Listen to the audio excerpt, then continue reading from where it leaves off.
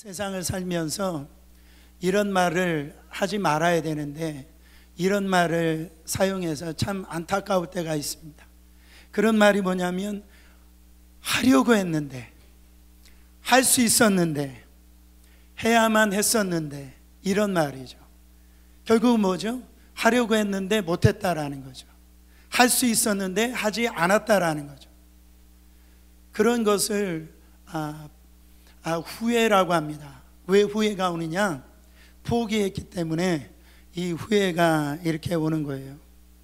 여러분, 저의 삶에서 제가 포기하지 아니하고 잘한 것이 있고 또 포기해서 후회한 것이 있습니다. 저는 하나님을 참 예배하고 싶어요. 할렐루야. 저는 목사이지만 맨 앞에서 진짜 예배자가 되기를 원합니다. 제가 예수 믿고 난 다음에 받은 축복은 뭐냐면 그런 예배에 대한 갈망이 참 많았어요. 근데 그때에 어떤 분들이 찬양 인도를 했냐면, 유명했냐면 이 피아노를 치면서 이렇게 찬양하는 그 예배자들이 그렇게 참 보기에 좋았어요. 그래서 마이크 W 스미스라든지 다운 모엔 목사님이라든지 뭐 이런 분들을 보면 피아노 앞에서 자기의 어떤 신앙의 고백을, 찬양을 이렇게 피아노를 치면서 부르는데 얼마나 보기 좋은지. 그래서 저도 피아노를 배워봐야 되겠다 했지만 결국은 포기를 했어요. 그래서 그게 참 아쉬움이 많이 나옵니다. 제가 어린이 학교에 왔더니 우리 김스태 목사님 피아노를 치면서 화려한 그 연주 실력을 가지고 예배를 인도하는데 너무너무 부러웠단 말이죠. 근데 제가 잘한 선택은 뭐냐면 제 아내를 포기하지 않은 거예요. 저는 솔직히 그렇습니다.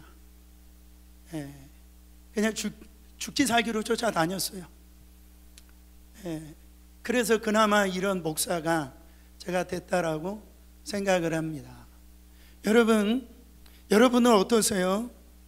신앙생활 하면서 당찬 마음을 갖고 시작했는데 너무 쉽게 포기한 일들이 참 많이 있지 않습니까? 올 한 해 들어서는 진짜 내가 성경 일동 한번 해봐야지.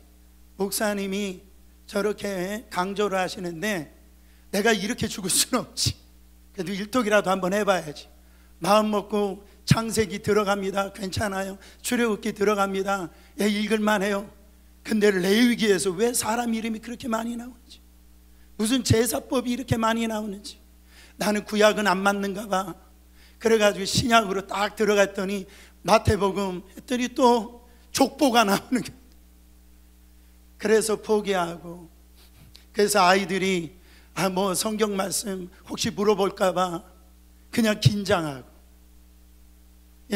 여러분, 그리고 어떤 봉사도요 마찬가지예요. 처음에는 기쁜 마음으로 이렇게 시작을 했다가 중간쯤 되면은 힘이 빠져서 이제 좀 그만뒀으면 좋겠다, 이런 생각을 가지고, 여러분, 우리 신앙인들이 얼마나 약은지 몰라요. 우리 믿는 사람들이 얼마나 약은지 몰라요. 그래서 포기한다는 표현을 안 써요. 포기한다는 표현을 안 쓰고 내려놓는다. 내려놓는다. 여러분, 내려놓음이라는 것은 그런 게 내려놓음이 아니에요. 내가 저 십자가 사명의 길을 갈 때 내가 세상적인 걸 내려놓는다, 이런 말을 쓰는 거지, 포기가 내려놓음의 표현이 아니다라는 거예요. 우리 이 개념 정리를 잘 하셔야 된다라는. 성경 말씀에 보면 믿음은 경주다, 이런 표현을 씁니다. 할렐루야. 믿음은 경주예요. 믿음은 레이스입니다. 믿음은 달리기라는 거예요. 이 경주는 중간에서 멈춰버리면은 영광을 누리지 못합니다. 그래서 믿음은이라는 것은 끝까지 뛰는 거예요. 달려가는 겁니다. 중단하면 안 돼요. 마귀가 우리를 이렇게 절망과 낙심에 빠뜨리는 이유는 뭐냐면 중단하게 만드는 겁니다. 오늘 참 포기할 만한데 포기하지 아니하고 끝까지 믿음으로 나아간 한 인물이 나옵니다. 그의 삶을 보면은 포기할 만한 충분한 삶의 조건을 다 가지고 있어요. 그 사람이 바로 이 바디메오인데요, 하나님을 향해서 믿음을 포기했다면 그는 이제 끝까지 맹인으로만 살 수밖에 없었는데, 그 믿음을 끝까지 가지고 나아가서 새로운 인생을 살게 되어진 걸 볼 수가 있어요. 그는 포기할 만한 충분한 이유가 있었습니다. 내적인 부분이 있었고 외적인 부분이 있었는데, 내적으로 여러분 한번 보면은 그는 장애라고 하는, 맹인이라고 하는, 눈이 보이지 않는 그런 장애 중 그런 이 시각 장애가 있었다라. 여러분, 장애 중에 장애, 그 시각 장애자가 아닙니까? 그 당시에 신학적으로 이게 굉장한 잔인한 거였어요. 뭐냐면 안 보이는 것을 천형이라고 그랬어요. 하늘에 이건 형벌이다, 그렇게 생각을 했어요.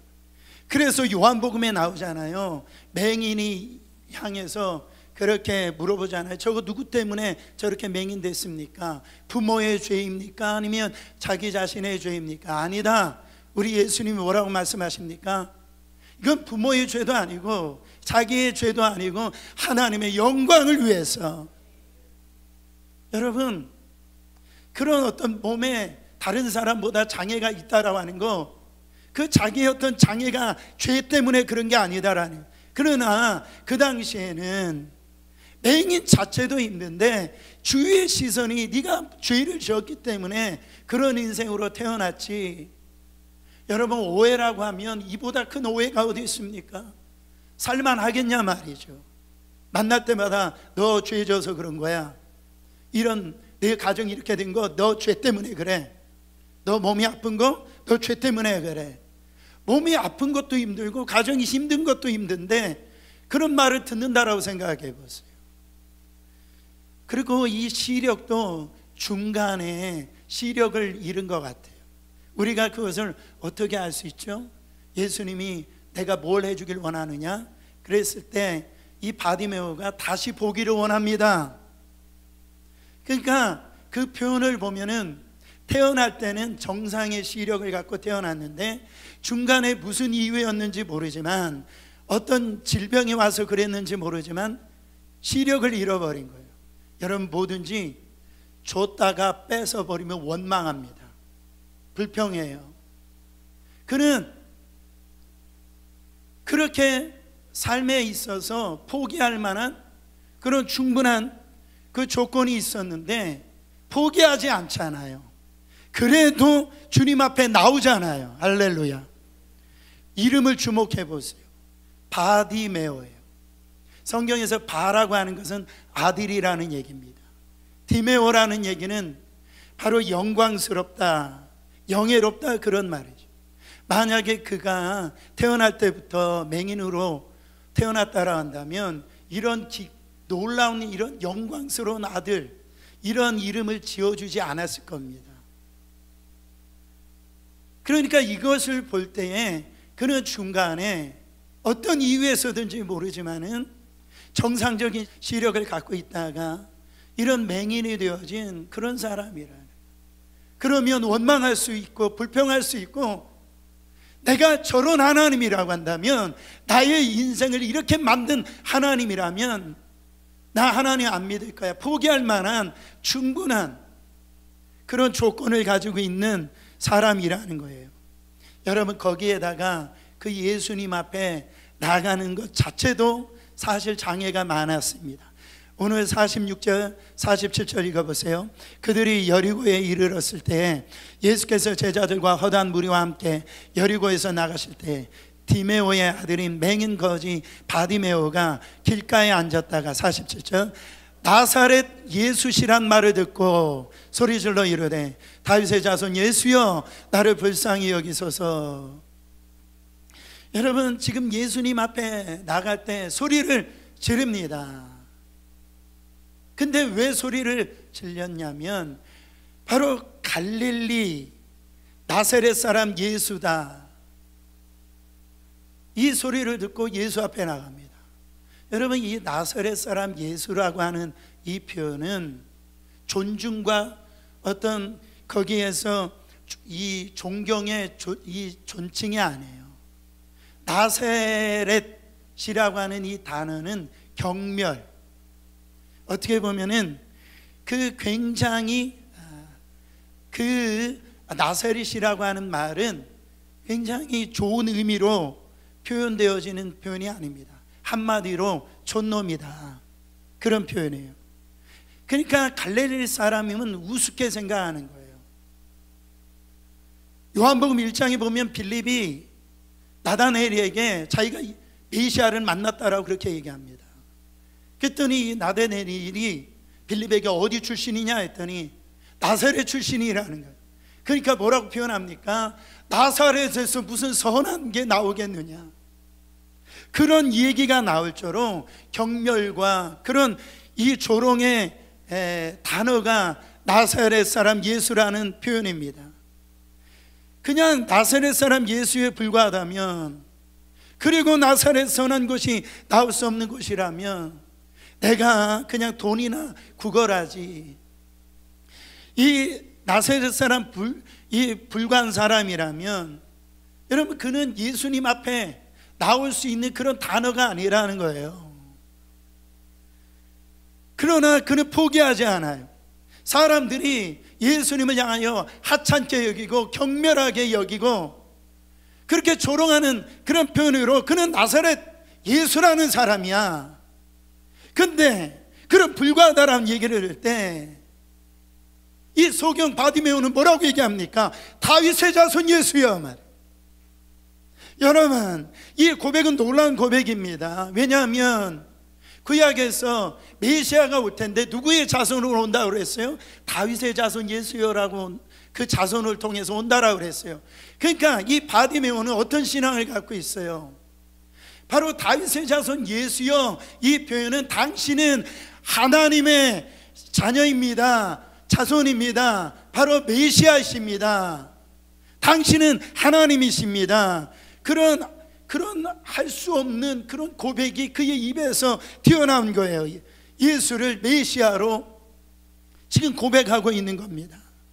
여러분, 다른 사람이 예수님을 하찮게 대할 때, 경멸할 때, 그런 자리에서 예수님, 당신은 우리가 구약에서부터 믿고 기대하고 있었던 구세주이시군요, 당신은 구원자시군요, 당신이야말로 하나님의 아들이시군요, 곧 당신은 하나님이시군요.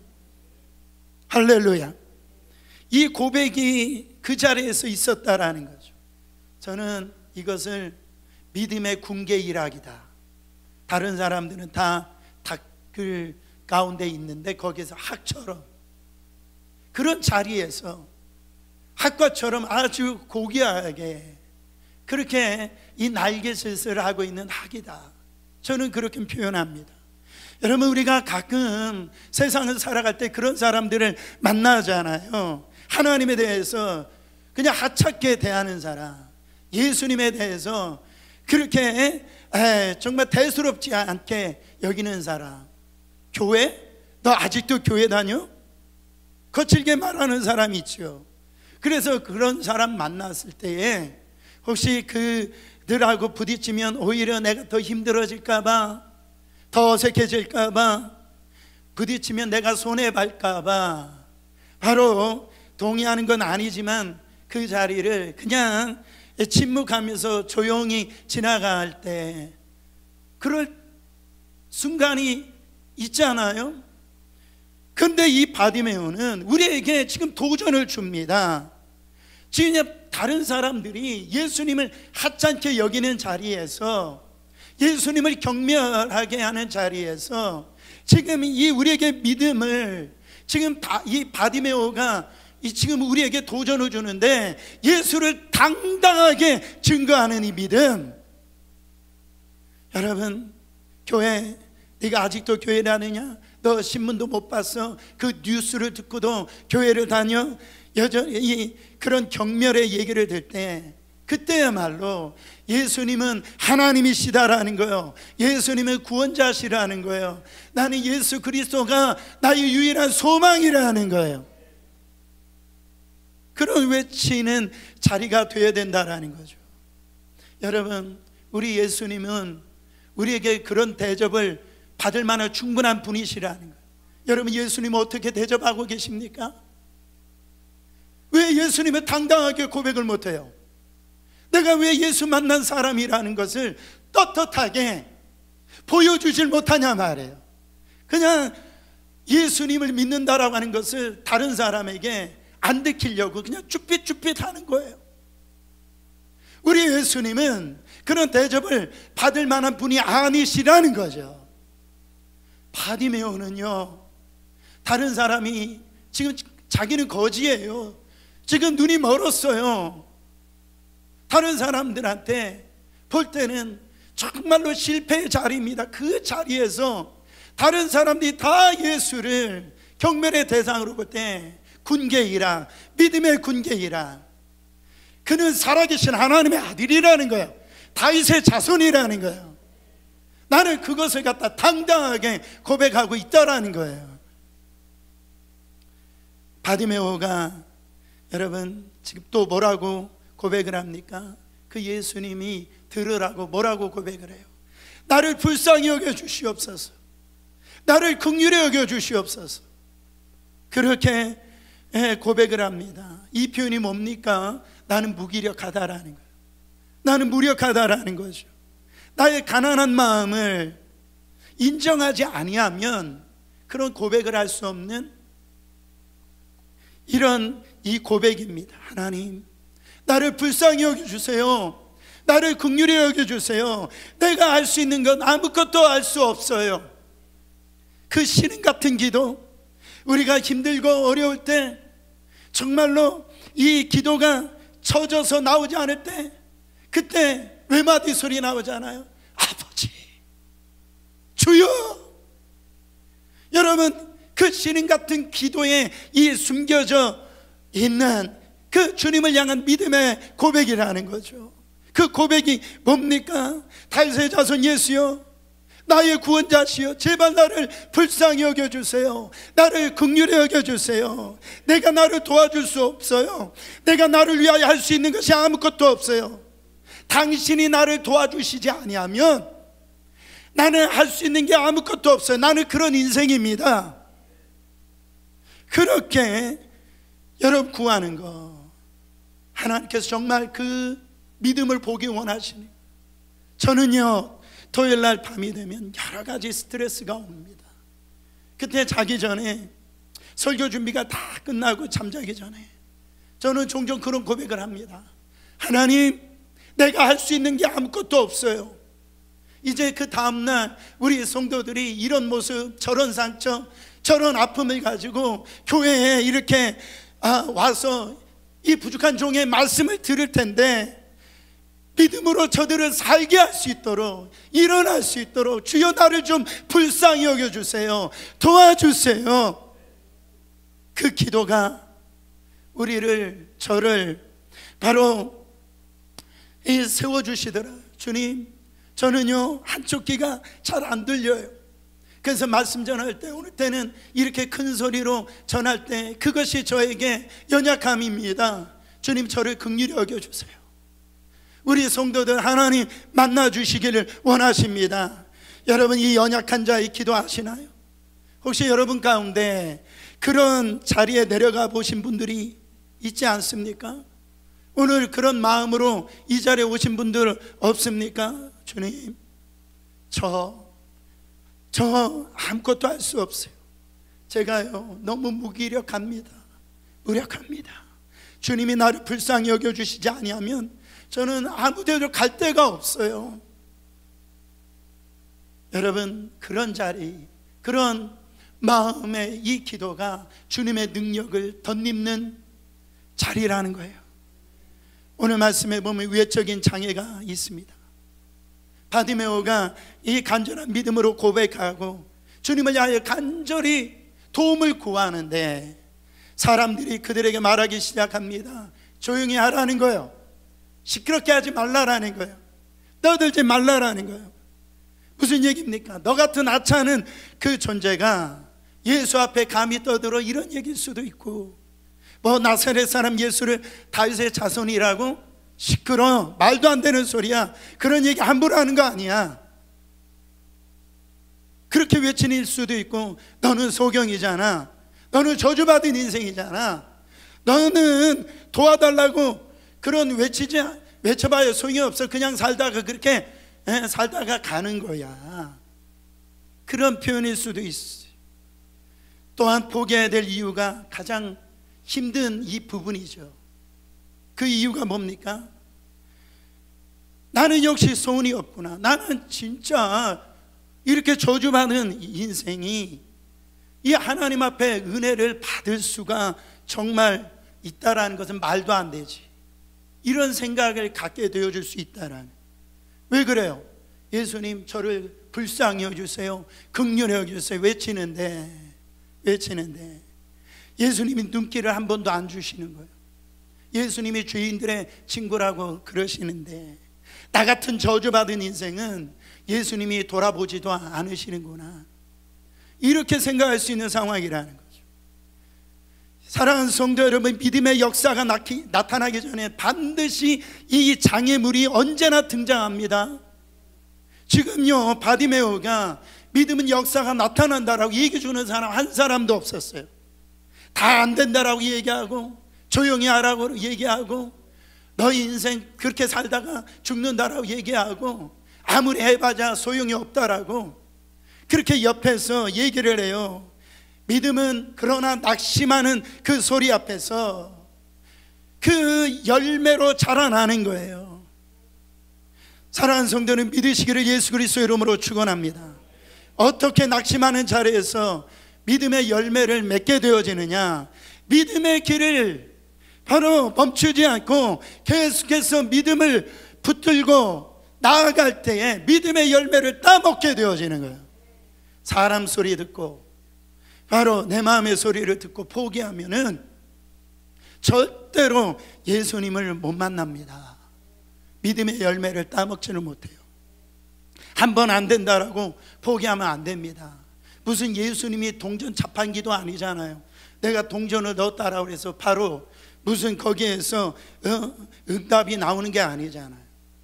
때로는 하나님 앞에 부르짖어도 하나님 뜻 안에서 응답이 더디 올 때가 있단 말이죠. 응답이 더디 오면 우리는 되게 실망하죠. 그래서 여러분, 그런 부분에 대해서 우리는 다른 것을 해석할 수가 있어요. 사랑하는 성도 여러분, 더디 오는 동안 나는 그 하나님을 향해서 더 기대감으로 더 충만할 수가 있죠. 하나님을 향해서 하나님이 하실 일에 대해서 더 기대를 가질 수가 있죠. 내가 기도했더니 바로 응답하더라. 그렇게 되면은요, 우리 안에서 기대감이 상실되어져요. 근데 하나님께 부르짖어요. 애절하게 간절히 외쳐요. 나는 주님밖에 없습니다. 나는 주님밖에 불쌍히 여겨주시지 아니하면 나는요 아무것도 할 수 없습니다. 근데 예수님이 오셔야 되는데 오시지 않는 거예요. 그때야말로 하나님을 향해서 기대감을 더 가져야 될 순간이라는 거예요. 바디메오가 어떻게 했습니까?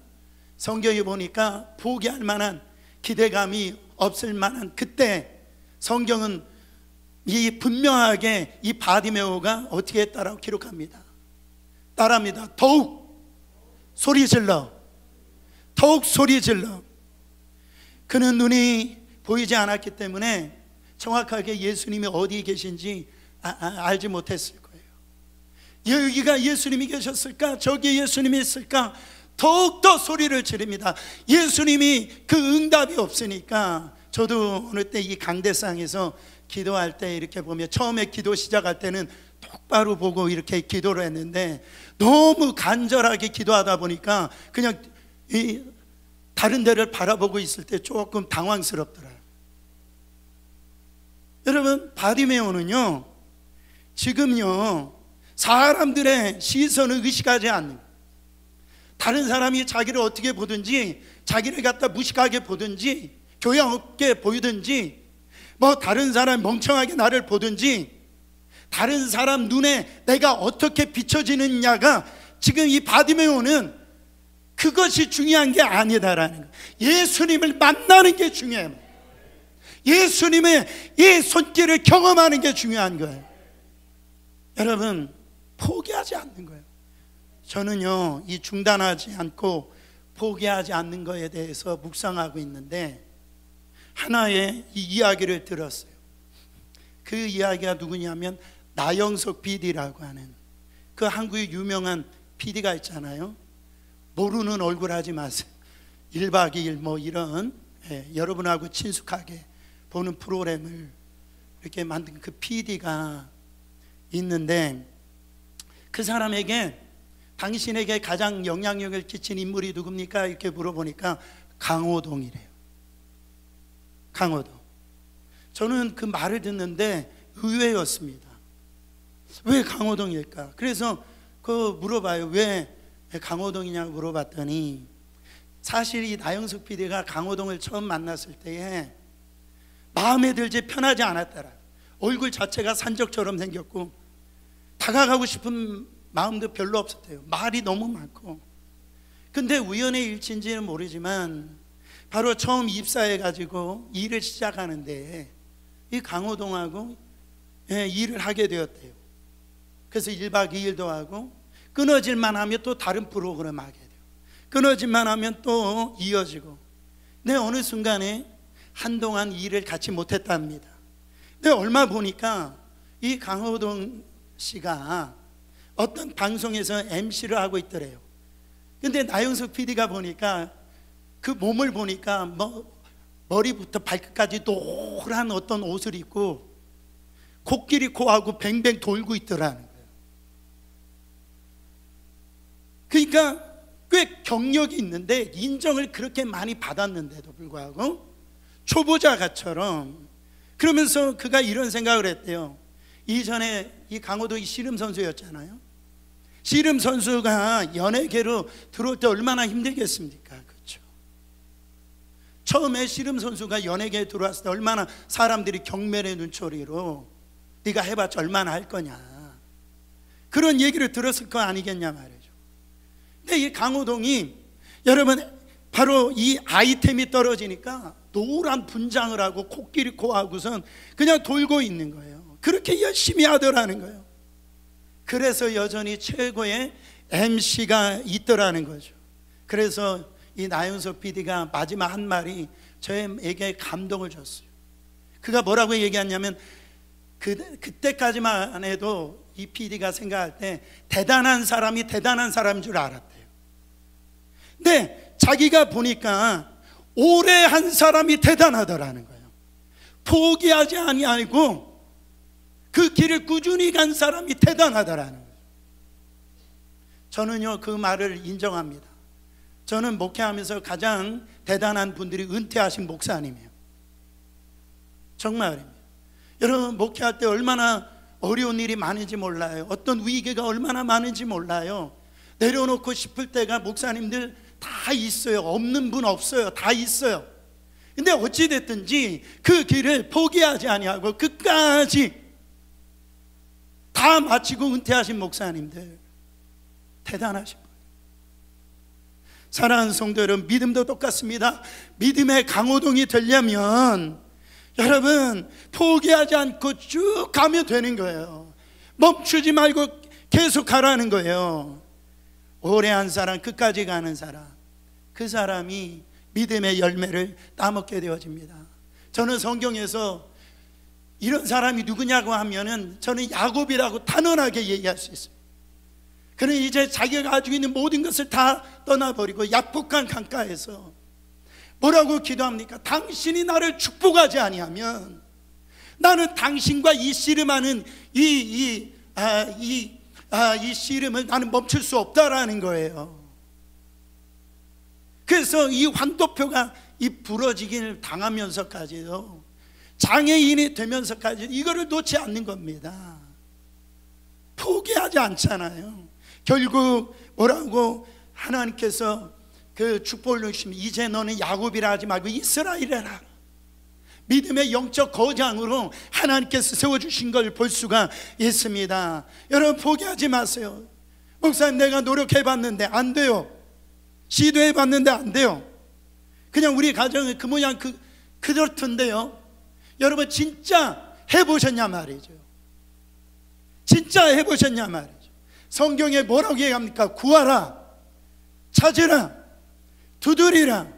이것은 단회성의 어떤 말씀이 아닙니다. 계속 구하라는 거예요. 계속 두드리라는 거예요. 계속 찾으라는 거예요.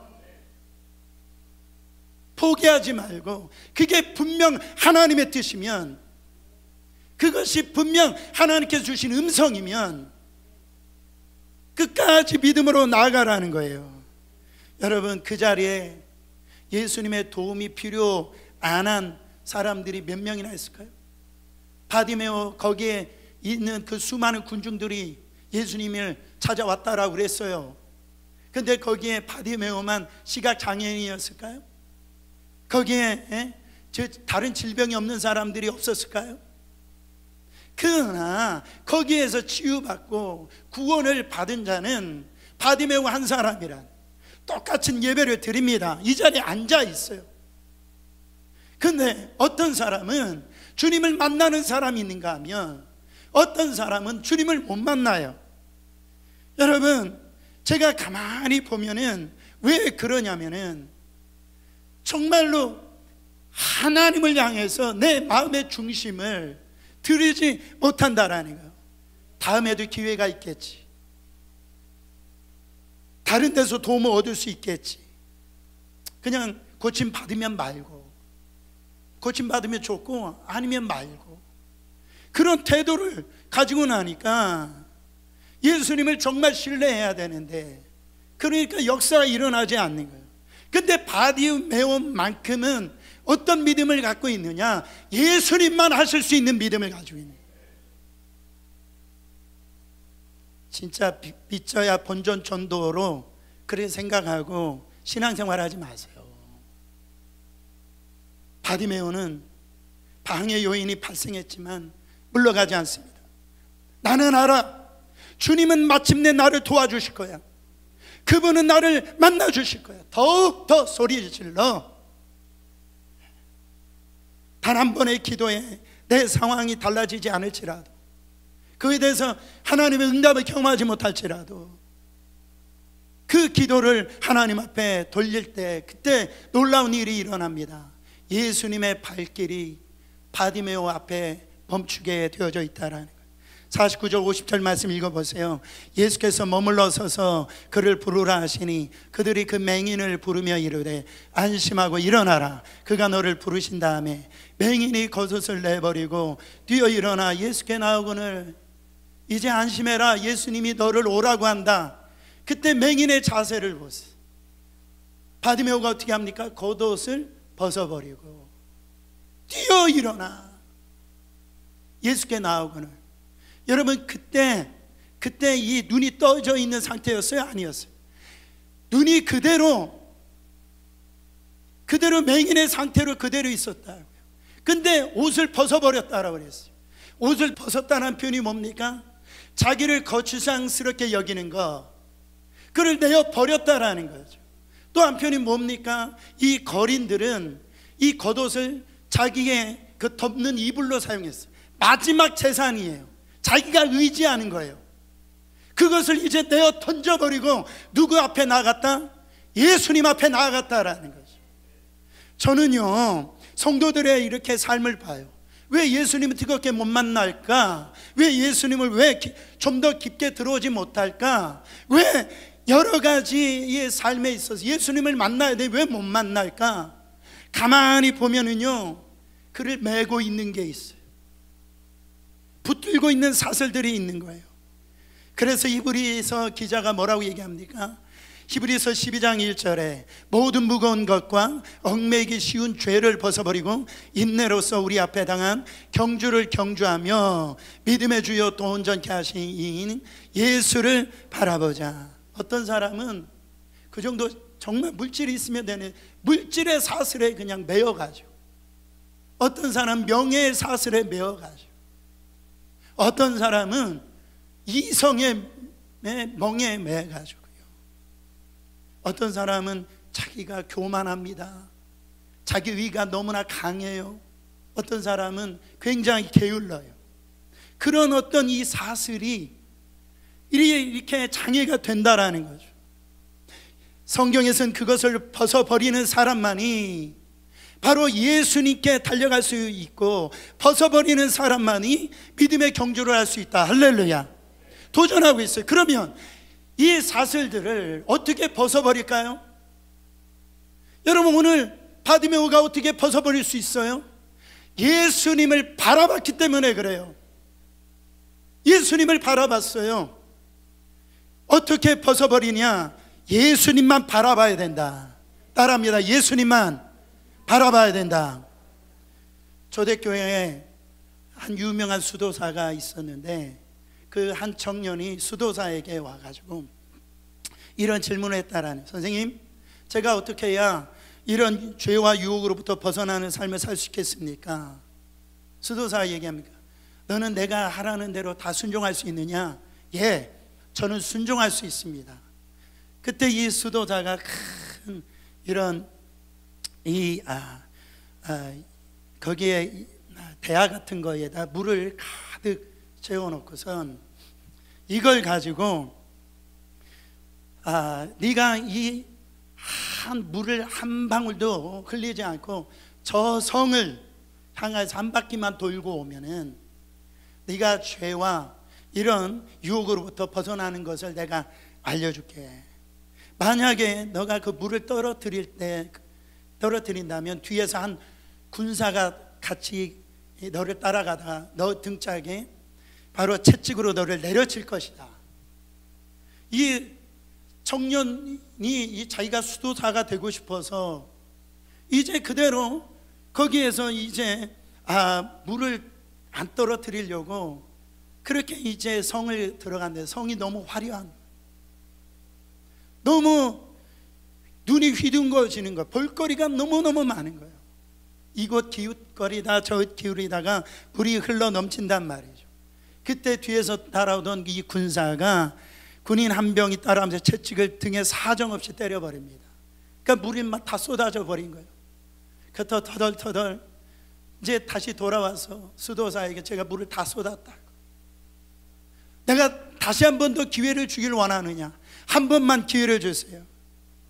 근데 이 청년이 진짜 돌아왔는데 물을 한 방울도 떨어뜨리지 않은 거예요. 수도사가 물어봅니다. 네가 어떻게 해서 이 물을 한 방울도 떨어뜨리지 않았느냐? 네가 갈 때 술집이 보이더냐? 안 보였습니다. 너의 갈 때 너를 유혹하던 물건이 보였느냐? 안 보였습니다. 너를 진짜 갈 때 너를 매혹시키는 그 이성이 보이더냐? 안 보였습니다. 왜 안 보이냐? 너는 뭐만 바라봤? 저는 물그릇만 바라봤습니다. 여러분, 왜 우리가 죄의 유혹을 이기지 못하고 그렇게 우리가 다람쥐 쳇바퀴 돌듯이 그렇게 살고 있습니까? 주님을 안 바라보니까 그래요. 주님만 바라봐야 되는 거예요. 그래야 우리의 삶에 놀라운 그 변화의 역사가 일어났다라는 거죠. 마지막입니다. 예수님께서 바디메오를 부르신 다음에 이렇게 질문합니다. 내가 너에게 무엇 해주길 원하느냐? 여러분, 당연한 질문 아닙니까? 지금 소경 앞에서 소경이 뭘 바라겠어요? 그때 바디메오가 내가 다시 보기를 원합니다. 여러분, 이상하잖아요. 예수님은 마음을 꿰뚫어 보시는 분이신데 바로 지금 물어보시는 것이 자연스럽지가 않잖아요. 근데 이 말은 누구에게만 할 수 있는 얘기입니까? 소경이 다시 눈을 뜬다. 이스라엘 사람들은 어떻게 이해했냐면은 세례 요한이 예수님께 이 세례를 줄 때 하늘에서 하늘이 열리고 그 성령이 비둘같이 임함으로 그때 예수님에게 뭐라고 소리를 하시는데, 이는 내 사랑하는 아들이요 내 기뻐하는 자다 소리를 들었을 때 이 세례 요한은 진짜 그가 메시아인 줄 알았어요. 세례 요한이 감옥에 잡힙니다. 그때 제자들에게 가서 질문하라고 그래요. 당신이 진짜 메시아 맞습니까? 그리스도 맞습니까? 근데 그가 제자들이 가서 보니까 죄인들하고 있는 거예요. 뭐 술을 먹는다, 포도주 사건은 술을 먹는다, 그런 얘기를 듣는 거예요. 세례 요한이 헷갈리기 시작하네요. 어떻게 나시린인 이 세례 요한인데 메시아가 저럴 수가 있느냐. 그때 예수님에게 당신이 정말 메시아 맞습니까? 그때 예수님이 뭐라고 말씀하시냐면 이사야서 35장 5절 말씀을 얘기하십니다. 그때 맹인의 눈이 밝을 것이며 못 듣는 사람의 귀가 열릴 것이며. 이 말씀을 그대로 전해라. 맹인이 눈이 띄어질 것이다. 여러분, 장님이 눈을 뜬다라고 하는 것은 메시아구나, 그걸 알려주고 있는 거예요. 그러니까 앞에서 말씀드렸듯이 내가 너에게 뭘 해주기를 원하느냐? 주님, 내가 보기를 원합니다. 이 표현이 뭡니까? 이 기도 제목은 당신만이 응답할 수 있습니다. 당신이 하나님이시기 때문에 나의 눈을 띄워줄 수 있는 것은 다른 사람이 해줄 수 없습니다. 어떤 누구도 해줄 수 없습니다. 메시아인 당신만이 내 눈을 띄워줄 수 있습니다. 이것은 뭡니까? 예수님만 그 기도에 응답하실 수 있는 기도 제목, 예수님만 들어줄 수 있는 그 기도 제목, 그것을 지금 바디메오가 예수님에게 구하고 있는 거예요. 여러분, 저는 여러분 기도 가운데 하나님만이 응답하실 수 있는 기도해 보시길 바랍니다. 이거는 주님만이 응답하실 수 있는 기도 제목이에요. 제가 지난 교회에 있었을 때 한 안수 집사님이 떠오르는데, 이분이 이제 그 교회 담임 목사님이 1억 불 선교와 이 성전 건축에 대해 있어서 1억 불의 비전을 갖다 선포를 했어요. 근데 이 기도 제목 1년에 한 번 기도 카드를 내잖아요. 그 기도 카드를 제가 읽어보게 되어졌는데 거기에 기도 제목이 그거예요. 하나님, 다른 사람이 할 것 없고 내가 그 1억 불의 주인공이 되게 해달라. 할렐루야. 하나님만 응답하실 수 있는 기도, 하나님께서만 역사하실 수 있는 기도. 여러분, 다른 사람이 들 때 호황적인 기도일 수도 있어요. 말도 안 된다라고 하는 기도일 수 있습니다. 저는 우리 교회를 축복합니다. 이 시대 가운데 물질의 정직이가 나올 줄 믿습니다. 이 세상을 뒤엎는 정말 다니엘과 같은, 에스더와 같은 우리 귀한 청년들이, 우리 자녀들이 일어날 줄 믿습니다. 하나님만 들으실 수 있는 기도, 응답하실 수 있는 기도. 여러분, 그런 기도 있으세요? 바디메오는 그런 기도를 했다라는 거예요. 사랑하는 성도 여러분, 여러분 환경 가운데 우리를 포기시키려고 하는 모든 환경 조건들이 있을 줄 믿습니다. 지금 여러분들의 신앙의 경력 소용없어요. 이 성경적인 지식 소용없어요. 오늘 이 시간 이 바디메오와 같은 마음, 주여 나를 불쌍히 여겨주세요, 나를 긍휼히 여겨주세요. 주님만이 하실 수 있습니다. 그 믿음을 통하여서 놀라운 하나님의 역사 일어날 줄 믿습니다. 우리 함께 찬양하고 기도하겠습니다.